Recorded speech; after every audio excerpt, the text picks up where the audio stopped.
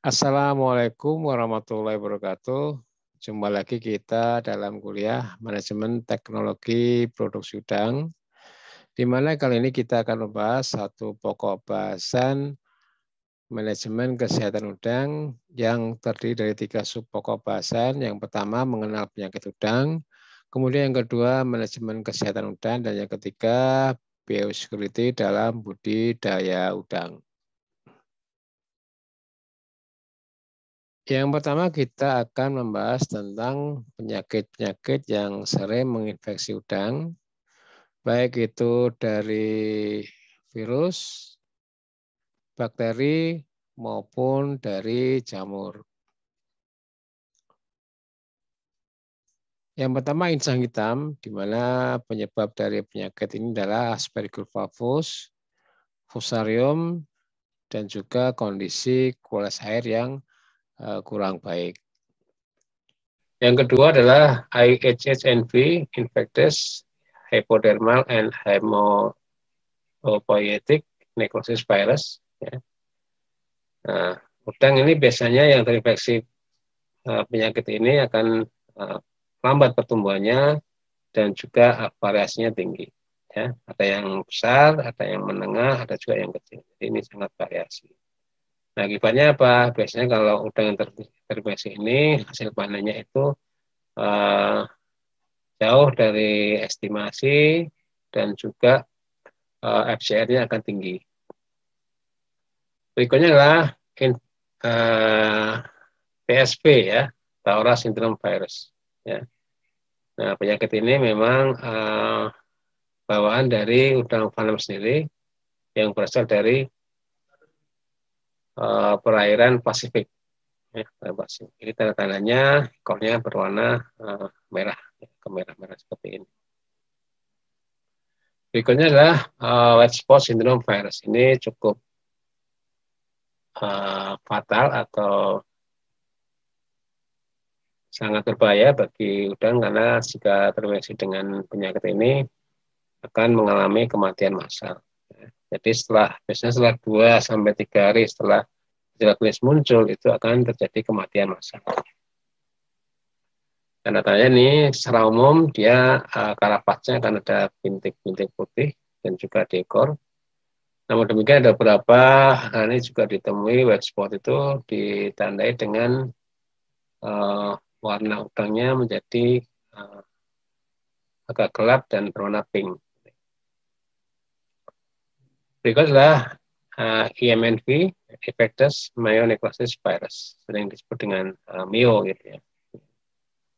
Nah, bagaimana bentuknya ini kelihatan di gambar di sini. Jadi ada warna-warna putih ya, seperti bagian jaringan yang mati ya, nekrosis. Ya. Nah, penyakit ini biasanya dipicu berdasarkan data di lapangan itu oleh rendahnya oksigen terlarut ya, dan juga karena terlalu padat, jadi terlalu crowded dan stres, akhirnya IMNV ini muncul. Nah, kalau tadi disebabkan oleh virus, ya. Nah, sekarang ini penyakit yang disebabkan oleh bakteri, ya, terutama dari Vibrio, yaitu White Feces Syndrome atau WFS atau kotoran putih, ya. Ini kita lihat gambarnya di sini. Nah, biasanya kalau udang sehat itu kotorannya akan tenggelam dan berwarna sesuai dengan warna pelet, ya. Nah, kalau yang kena white feces, warnanya akan putih, dia akan naik ke permukaan. Nah, ini juga oleh beberapa jenis Vibrio ya yang menyebabkan, yaitu Vibrio parahemolyticus, Vibrio fovealis, dan Vibrio alginolithicus ya. Dan juga disebabkan juga oleh jenis protozoa dari Clicarins. Berikutnya melanisasi. Nah, apa melanisasi ini? Biasanya terjadi ketika udang luka, kemudian mengalami penyembuhan gitu ya, akan meninggalkan warna coklat sampai hitam. Ya, jadi ini merupakan perubahan warna menjadi hitam, ya, jadi akibat aktivitas enzim fenol oksidase. Ya. Ya, seperti ini, dan ini biasanya juga akan menurunkan grade dari udang itu sendiri. Berikutnya yang kadang kita jumpai adalah udang kram. Ya, kram itu sering kadang kita jumpai tambak. Ya, penyebabnya belum jelas, tapi juga karena kekurangan mineral. Ya, perkiraannya seperti itu. Ya, jadi udang seperti ini kram, ini biasanya kita temui ketika kita melakukan sampling pada siang hari, itu akan ditemukan udang yang kram. Ya, 1-2 kita temuin. Dan kalau ada yang ketemu seperti ini, kembalikan aja posisinya pelan-pelan. Nah, nanti dia akan kembali ke semua. Tapi kalau tidak dikembalikan, nanti dikhawatirkan akan dimakan oleh udang yang lainnya. Nah, berikutnya akan kita singgung atau kita bahas tentang apa sih yang menyebabkan penyakit pada udang itu. Jadi banyak faktor yang menyebabkan munculnya infeksi penyakit pada udang. Ya. Kita lihat satu adalah lingkungan. Ya. Lingkungan, kemudian yang kedua adalah agen penyakit. Yang ketiga adalah kondisi udang itu sendiri. Ya. Jadi ketika lingkungannya jelek, kemudian agen penyakitnya muncul di situ, ada penyakitnya, ada virusnya, ada pidunya, kemudian udangnya lemah kondisinya, imunitasnya menurun, maka akan muncul infeksi penyakit di sini. Ya, akan muncul infeksi penyakit di sini. Dan nanti akan kita bahas satu persatu, baik lingkungan, penyakit maupun kondisi udang. Yang pertama kondisi udang. Ya. Apa yang terjadi dengan udang? Ya, kualitas telurnya kurang baik, ya jelek. Ya, mungkin grade-nya grade C gitu ya, atau grade B ya. Yang bagus kan kita grade-nya A yang bagus. Ya. Telurnya sudah kurang baik dari awal. Kemudian daya tahan atau imunitasnya rendah. Ya, ini bisa disebabkan beberapa hal, di antaranya karena stres, ya lingkungan, sehingga imunitasnya turun, suhu lingkungan turun, ya, akan menyebabkan imunitas juga menurun. Nah, penyebabnya apa? Ya, penyebabnya pertama tidak ada cek kualitas benur. Jadi benur yang masuk ke tambak itu tidak memperhatikan pengecekan kualitas benur yang ada di hatchery. Ya, jadi barangkali beberapa hatchery mungkin tidak melakukan pengetesan kualitas benur dengan benar, kemungkinan seperti itu. Jadi asal masuk benur ini yang bisa menyebabkan kondisi udang akan lemah gitu ya ketika ditebar di tambak. Kemudian induk udang terinfeksi penyakit, ya barangkali induknya sudah terinfeksi penyakit sehingga anaknya juga akan membawa penyakit itu, ya sebagai karier nanti. Berikutnya benur tidak tersertifikasi SPF, ya spesifik patogen free, ya. Apa itu SPF? Ya, jadi dia statusnya bebas dari beberapa penyakit, ya bebas dari beberapa penyakit, misalnya white spot, PSV, IMNV, IHHNV maupun MIV. Ya, jadi harus bebas dari penyakit-penyakit tersebut sehingga benurnya tersertifikasi SPF. Ya. Jadi benur ini penting untuk kita mendapat perhatian, ya. Karena ketika benurnya sudah bagus, maka nanti proses budidayanya akan lebih mudah. Tapi kalau dari awal benurnya sudah masalah, dan nanti juga akan timbul masalah pada proses budidaya yang akan berlangsung. Yang kedua ada agen penyakit, ya agen penyakit, ya. Adanya sumber penyakit dalam tambak, ya jadi di tambak sudah ada penyakit dulu, ya baik pada kariernya ataupun pada airnya, ya ada white spot, ada TSV, MNV maupun IHHNV, ya atau sudah banyak Vibrio yang menyebabkan penyakit white phases. Kemudian juga protozoa, yang menyebabkan beberapa penyakit juga. Nah, penyebabnya apa? Kok ditambah ada penyakit? Ya. Virus sudah ada di tambak yang hidup pada karier ya. Jadi di tambak itu ada udang, kepiting, sudah ada yang ternyata udang tersebut atau kepiting tersebut membawa penyakit. Air yang masuk ke tambak sudah mengandung Vibrio yang tinggi. Nah ini biasanya terjadi ketika dalam kawasan tambak tersebut layoutnya kurang bagus, di mana inlet dan outletnya itu menjadi satu, sehingga air buangan itu tidak sempat keluar ke laut lepas, tetapi sudah masuk ke dalam tambak lagi, sehingga ini akan menyebabkan kandungan Vibrio-nya akan tinggi. Kemudian kandungan bahan organik tinggi. Ya, jadi kalau bahan organik tinggi, total organik material tinggi, ini akan menyebabkan bakteri-bakteri heterotrof.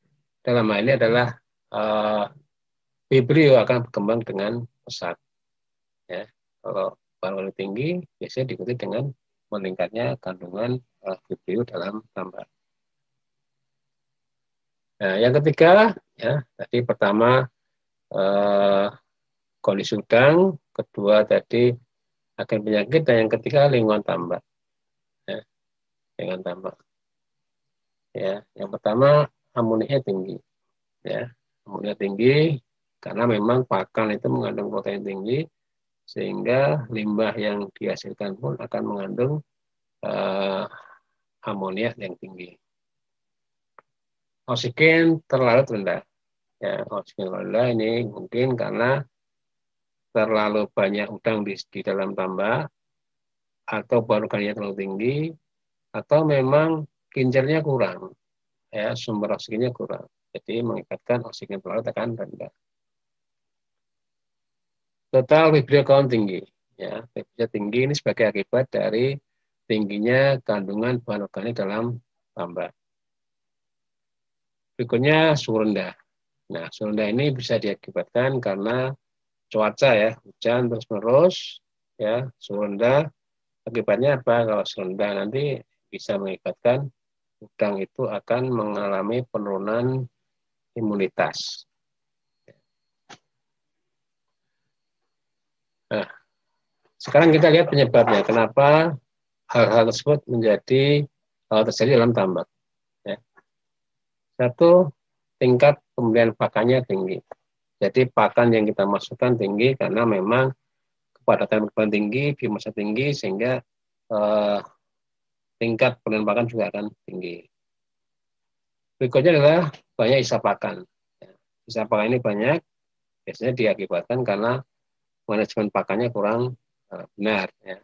Harusnya pakan dikurangi, itu tidak dikurangi, gitu ya, sehingga sisa pakannya akan banyak. Sisa pakan banyak, akibatnya apa? Ya, amonia akan tinggi, bahan organiknya juga akan tinggi. Tidak dapat melakukan ganti air secara rutin. Ya. Mungkin karena konstruksinya kurang mendukung, sehingga tidak dapat melakukan ganti air secara rutin. Plankton terlalu pekat.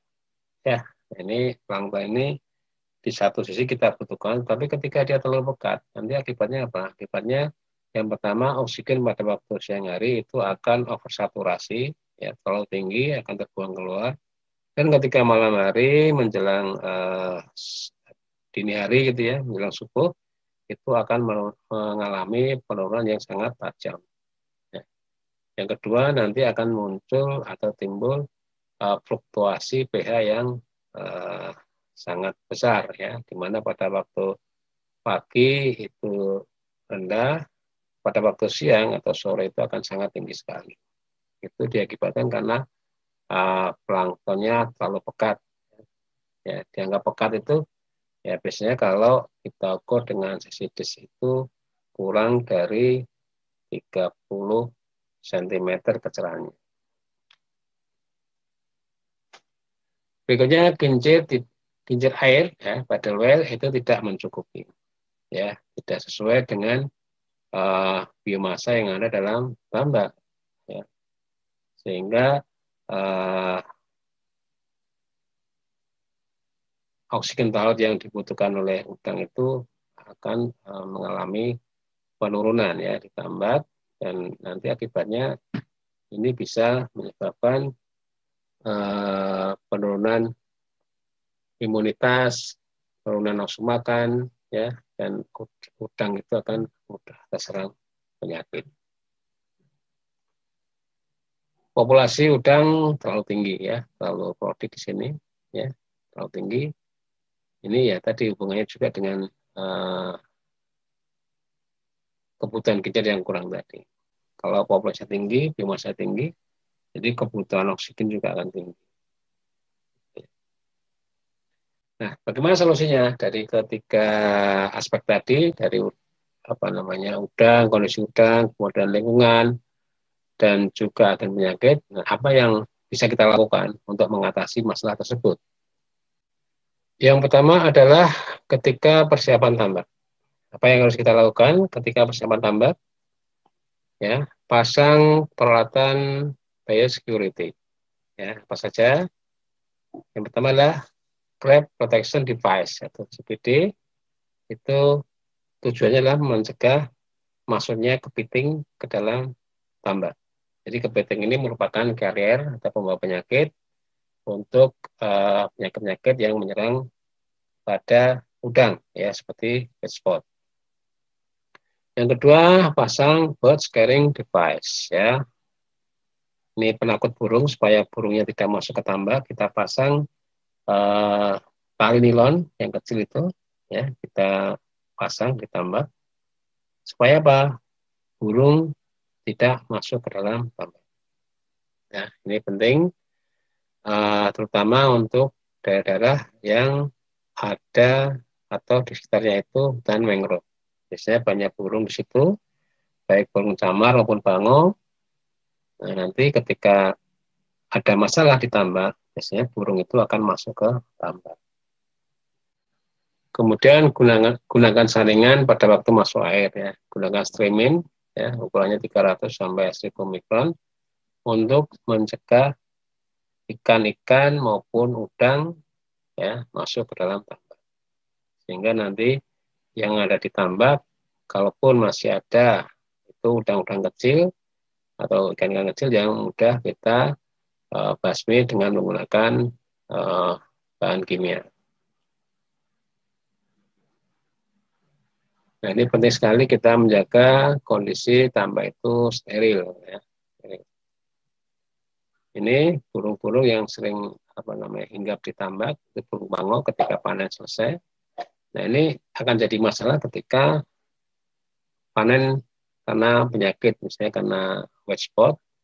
Ini cukup berbahaya, ya. Nanti karena ada penelitian yang menunjukkan bahwa bangau yang makan ikan, makan udang yang terinfeksi penyakit white spot, ternyata kotorannya itu masih mengandung virus white spot, jadi bisa menular kemana-mana. Kemudian lakukan sterilisasi air dari udang liar, kepiting, dan lain-lainnya. Ya, kita sterilkan dengan menggunakan obat. Kalau untuk udang-udangan, ya, untuk kepiting itu kita menggunakan krustaside biasanya, ya, ataupun jenis yang lainnya, ya, turunnya banyak sekali, atau juga menggunakan klorin kaporit. Gunakan jenis obat yang sesuai, ya. Berarti kalau udang liar, kita menggunakan krustaside atau kaporit. Gunakan dosis yang tepat, dilakukan dalam kondisi kincir hidup agar supaya itu lebih merata, ya, pengobatannya. Berikutnya yang perlu juga kita lakukan adalah aplikasi probiotik untuk tambak-tambak tertentu.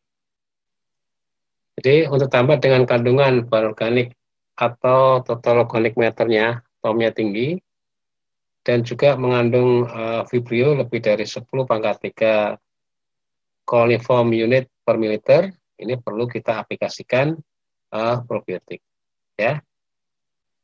Jadi kita aplikasikan probiotik yang berbasis Bacillus untuk mengurai bahan organik ya, menurunkan pH serta menekan pertumbuhan vibrio. Ya, ini untuk tambah-tambah yang kandungan bahan organik tinggi dan juga vibrionya sudah tinggi di situ di awal siklus.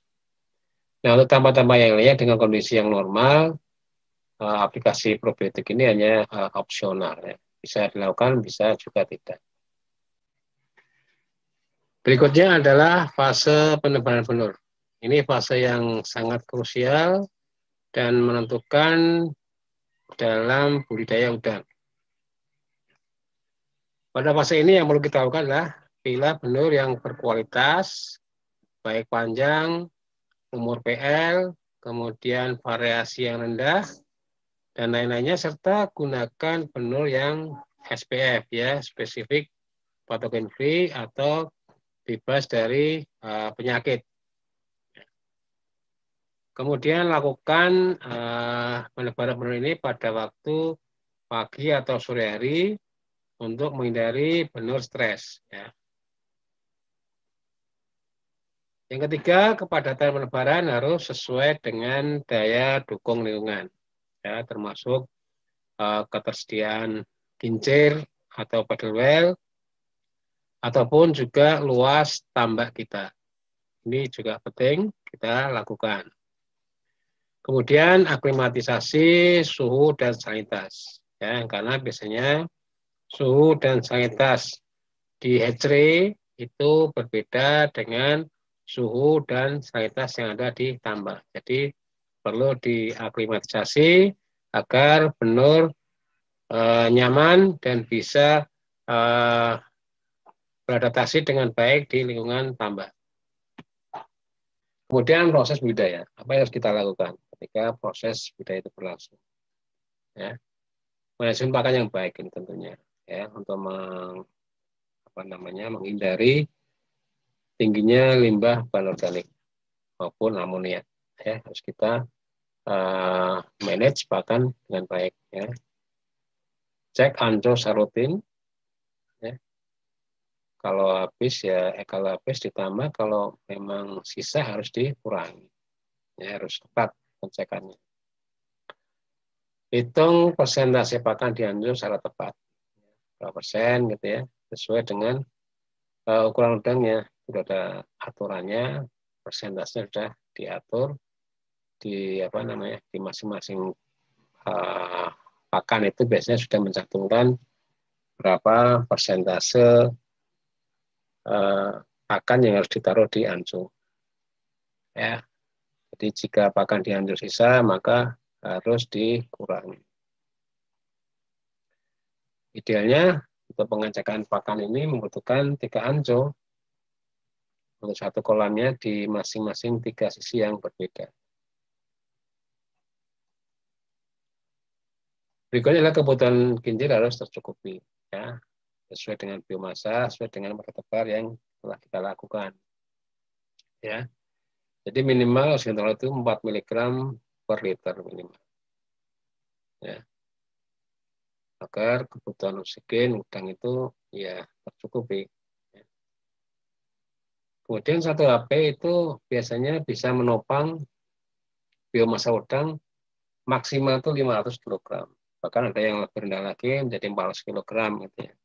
Tapi beberapa literatur menunjukkan bahwa 1 HP itu bisa mensupport, bisa mendukung 500 kg udang. Ya. Jadi 1 HP di sini, 1 HP paddle wheel, ya, paddle wheel seperti ini, itu bisa mendukung 500 kg udang. Kemudian setting kincir yang benar. Ya, setting kincir ini tujuannya untuk mengarahkan lumpur sisa pakan agar sesuai dengan yang kita harapkan. Ya, biasanya kita arahkan ke tengah untuk memudahkan pembuangan lumpur atau penyimpanan lumpur.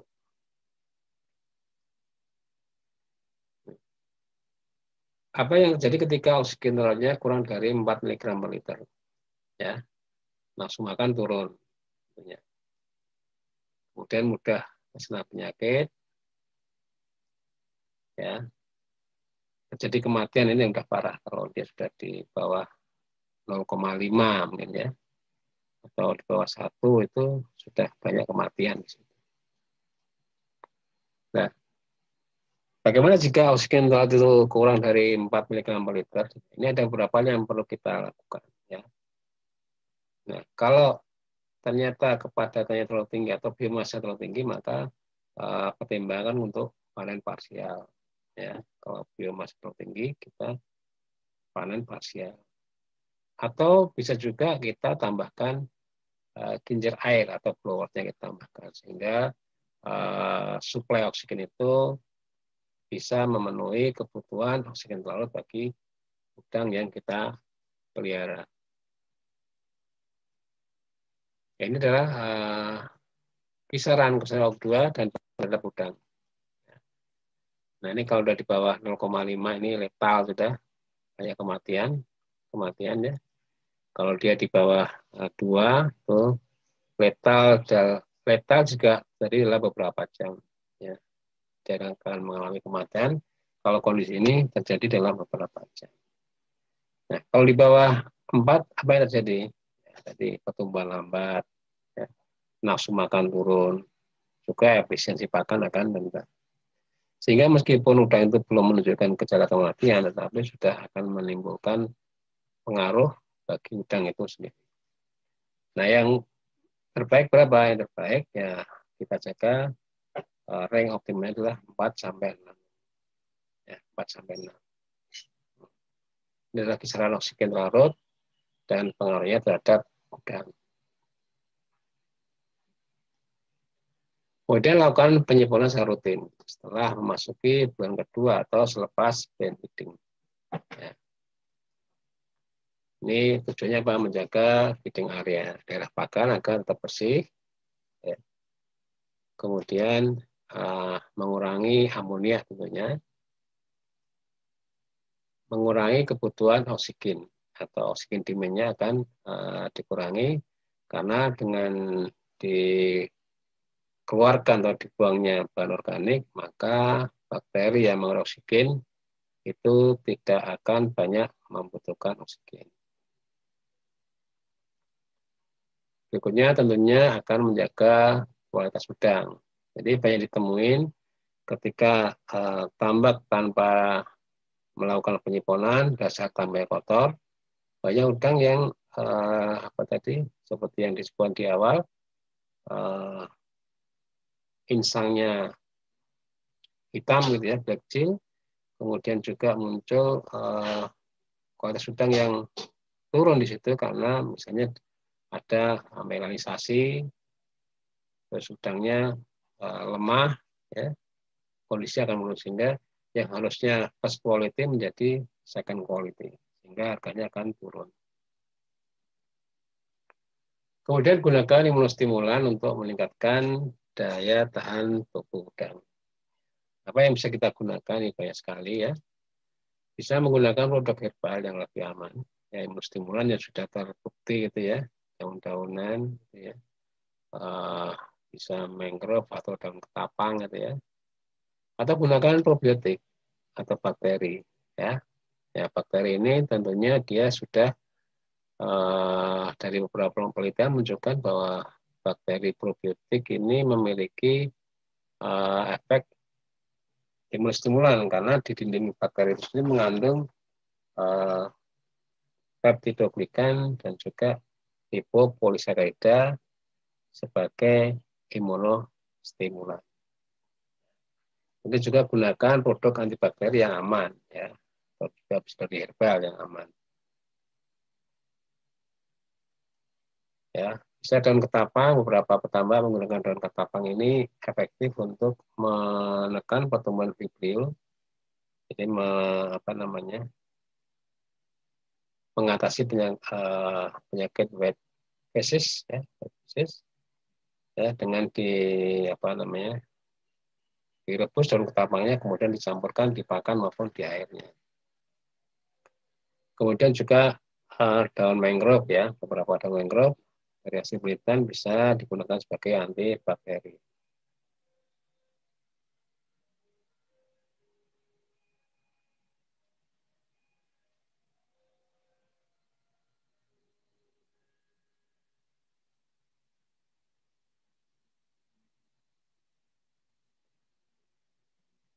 Kemudian hindari penggunaan peralatan tambak secara bersama. Pertama ketika sedang terjadi wabah, ya, white spotnya sedang merajalela, ya, jangan kita menggunakan peralatan secara bersama. Ya, jalan misalnya sering kita pakai untuk sampling itu, hindari penggunaan secara bersama atau serok, ya, serok dan juga alat ukur kuas air, ya, hidrometer, pH itu kita hindari ketika sedang terjadi wabah atau kalau perlu kita hentikan untuk sampling, ya, dengan sementara ketika terjadi wabah penyakit. Berikutnya akan saya singgung sedikit tentang penanganan white spot, ya. White spot bagaimana tindakan kita ketika white spot menyerang tambak. Ya. Yang pertama gejala white spot dulu kita lihat dulu. Gejalanya yang pertama udang akan naik ke permukaan. Ya. Dia naik ke permukaan, dia berenang pelan-pelan gitu ya. Ya, jadi perlahan-lahan, kondisi lemah, dan ini biasanya akan menempel di dinding tambak. Nah, di tambak. Dan berikutnya ditemukan bintik putih, terutama pada gejala pada kepalanya di karapasnya ini. Ya, muncul bintik putih dan juga ekor. Nah, ini sudah dapat hampir dipastikan ya. Meskipun belum 100%, tapi hampir dipastikan dia terserang white spot. Meskipun beberapa gejala juga sekarang ini muncul, warna udang itu agak agak merah ya atau pink ya, warnanya pink itu yang menunjukkan bahwa udang tersebut terinfeksi white spot. Nah, biasanya muncul pada waktu pagi hari ketika kincir dimatikan. Ya, ketika kita feeding pada pagi hari itu kan kincir kita matikan, oksigen turun sehingga udang yang lemah itu akan naik. Nah, ini biasanya udang yang kena white spot dia akan muncul pada waktu pagi hari. Ya. Setelah gejala klinis muncul, biasanya itu akan mengalami kematian massal itu sekitar 2-3 hari kemudian. Ya, akan ada kematian massal. Sehingga ketika kita sudah melihat adanya gejala white spot pada tambak kita, pada udang kita, maka harus cepat-cepat diambil tindakan. Ya, kalau udangnya besar kita panen, tapi kalau udangnya kecil harus kita pass out ya, kita buang. Ya, tentunya kita obat dulu baru kita buang. Nah, tindakan yang perlu dilakukan apa? Yang pertama matikan kincir dulu. Tujuannya apa? Supaya aerosol yang muncul itu tidak menyeberang ke tambak sebelah, sehingga tidak menyebabkan penularan ke tambak-tambak sebelah. Waspadai burung camar. Nah, burung camar ini kalau tambak kita sudah dipasang dengan tadi BSD, maka dia tidak akan masuk ke tambak kita. Ya. Ini terutama di daerah yang berdekatan dengan hutan mangrove, ini akan banyak burung camarnya. Pastikan ketika naik tambak sekitarnya lebih tinggi, ya, agar supaya air di tambak tidak merembes ke tambak sebelah. Jika ukuran udang kecil, ya, ini harus kita sterilkan tambak, ya, kita obat, ya, bisa dengan klorin, bisa juga dengan menggunakan krasaside atau bahan-bahan yang lainnya yang bisa membasmi atau membunuh udang. Ya. Kemudian biarkan selama 5 hari, ya. Setelah itu baru bisa dibuang ke luar. Ya. Nah, jika ukuran udangnya besar bagaimana? Yang kami ingin jual, maka yang harus kita lakukan adalah dipanen, ya, dipanen, ya, hindari kontaminasi tambak sekitarnya. Ya. Kemudian sisa udang yang tidak terambil, yang udah merah-merah itu harus diamankan ya, ditanam atau dibakar atau yang lainnya. Jadi diamankan supaya tidak dimakan oleh burung atau mungkin kucing yang di situ, sehingga nanti bisa menyebabkan penyebaran penyakit ke tambak-tambak sebelah. Kemudian sisa air ya yang tidak bisa dibuang disterilkan atau diobat. Ya. Jadi waspadai burung bangau, Ya, kalau sudah dipasang BSD, ya itu lebih aman. Barangkali kita sudah sering mengenal istilah ini ya, tapi kali ini saya akan mencoba membahas lebih detail tentang biosecurity ini, baik dari pengertian, manfaat, maupun apa-apa yang bisa kita lakukan dalam penerapan biosecurity ini. Ya. Sebelumnya kita bahas dulu tentang timbulnya penyakit pada udang. Ya, jadi timbulnya penyakit pada udang ini tidak terlepas dari 3 faktor. Lingkungan yang jelek, kondisi udang yang lemah, dan keberadaan atau kehadiran dari agen penyakit. Ya. Dari kondisi udang, salah satunya udang ini kan termasuk hewan vertebrata, di mana dia tidak memiliki imunitas yang spesifik.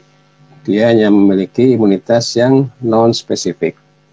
Sehingga udang ini rentan terhadap serangan penyakit, terutama yang disebabkan oleh virus.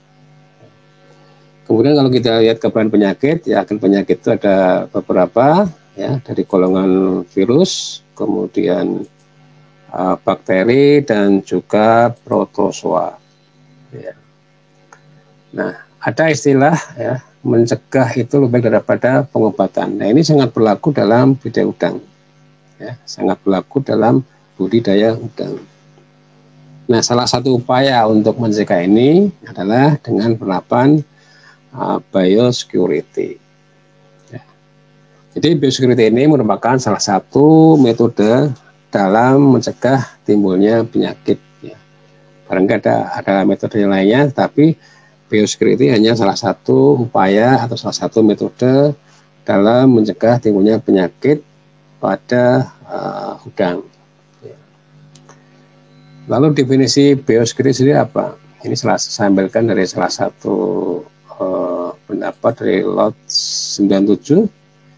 Jadi biosecurity merupakan satuan tindakan yang dapat mengurangi resiko masuknya penyakit dan penyebarannya dari suatu tempat ke tempat lainnya. Ya, jadi ada 2 hal penting di sini. Yang pertama, mengurangi resiko masuknya penyakit, dan mengurangi penyebaran atau membatasi penyebaran penyakit jika terjadi wabah di suatu tempat. Inilah biosecurity. Ya. Lalu manfaatnya apa biosecurity ini? Ya, yang pertama, memperkecil resiko penyakit. Ya. Jadi kita harapkan penyakit atau agen penyakit itu tidak bisa memasuki dalam sistem budidaya kita. Yang kedua, mendeteksi secara dini adanya wabah penyakit. Ya. Kemudian yang ketiga, menekan kerugian yang lebih besar apabila terjadi kasus wabah penyakit. Ya, artinya kalau ada wabah penyakit, ini bisa kita lokalisir, tidak menyebar ke mana-mana. Kemudian yang keempat, efisiensi waktu, pakan, dan tenaga. Ya. Kelima, ini tentunya bisa menjamin kualitas dari udang, gitu ya. Karena kalau udang sudah terserang penyakit, ya biasanya akan menurunkan kualitasnya. Harusnya first quality menjadi second quality. Atau terjadi banyak kematian, sehingga tadi kualitasnya akan menurun. Penerapan biosecurity dalam budidaya udang. Ya, ini ada 2 lini ya. Lini pertama, first line defense, ya. Apa yang bisa kita lakukan di sini? Yang pertama, barrier atau penghalang. Ya, barrier atau penghalang. Yang kedua, isolasi, ya, karantina. Kemudian yang ketiga, water filtration, ya, penyaringan air. Keempat, zero water exchange, ya, tanpa ganti air. Kemudian berikutnya water sterilization, ya, sterilisasi air, ya, untuk menghindari atau membasmi karier yang ada dalam tambak, ya, seperti udang maupun kepiting, gitu ya, atau dari organisme dari golongan krustasea. Kemudian juga sterilisasi peralatan, ya. Dan yang terakhir penggunaan benur SPF, Specific Pathogen Free. Ini yang lini pertama. Ya. Kita lihat apa yang bisa kita lakukan, ya, misalnya bariernya. Kita lihat di sini barier, ya. Nah, salah satu yang menjadi penyebab penyebaran penyakit pada tambak udang adalah kehadiran burung, ya, baik burung bangau maupun burung camar, ya, terutama burung camar, ya, dia itu biasanya sering main-main di tambak yang ada udang ngambang, ya, udang ngambang karena kena penyakit itu biasanya udang camar sering bermain di situ, ya. Jadi burung ini bukan sebagai karier tapi sebagai vektor aja, jadi yang melantarkan, ya, udangnya sakit dimakan sama burung, kemudian dibawa ke atas dan dilepaskan di tambak sebelah. Ini sebagai vektor. Kemudian burung bangau juga seperti itu. Burung bangau ini ada penelitian yang menunjukkan bahwa kotoran burung bangau itu yang memakan udang yang terinfeksi penyakit ini ternyata masih mengandung virus, ya, white spot itu, ya. Ada penelitian yang menunjukkan seperti itu. Kemudian pemasangan, ya, ini masih dengan barrier, ya, crab protection device, ya, untuk mencegah masuknya kepiting ke tambak, ya. Ini seperti ini kita buat penghalang supaya kepitingnya tidak masuk ke tambak, ya. Juga kita menghalangi burung tadi supaya burung camar tidak masuk ke tambak, ya, buat scaring device, ya. Kita bisa pasang dengan tali nilon, ya, seperti ini. Tali nilon kita pasang di atas tambak, ya.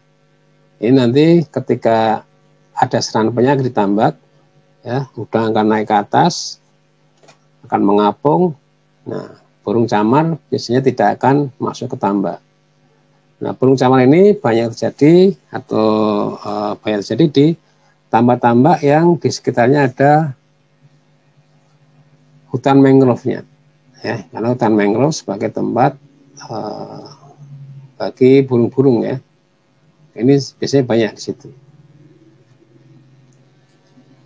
Ya, ini contoh untuk bird scaring device, kita pasang nilon gitu, ya, di atasnya. Ini masih sama, crab protection device supaya kepiting tidak masuk ke tambak. Ya, ini juga masih sama seperti tadi, CPD.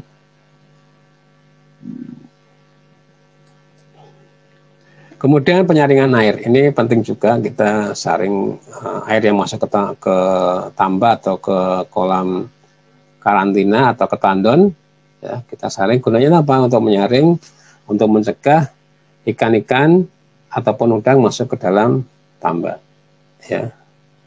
Meskipun nanti bakteri bisa masuk, virus juga bisa masuk, tapi kariernya kita hambat, ya, ikan kita hambat supaya tidak masuk ke dalam sistem budidaya kita. Gunakan saringan, ya, pada waktu masuk air 300 sampai 1000 mikron, ya, menggunakan streaming itu, ya, seperti ini. Kemudian sterilisasi air, ini juga penting, ya. Kalau ada ikan maupun udang dan kepiting, ya, ini harus kita basmi supaya atau menghindari kemungkinan udang tersebut sebagai karier atau kepiting sebagai karier, ya. Kita basmi dulu, ya. Gunakan jenis obat yang sesuai, ya. Ini bisa menggunakan krustaside, ya, bisa juga menggunakan klorin, ya, untuk membasmi ini. Gunakan dosis yang tepat, ya, dan dilakukan pada kondisi kincir hidup supaya lebih atau mudah menyebar, ya, lebih merata gitu, ya, dalam pengobatan, ya, itu. Berikutnya adalah isolasi atau karantina.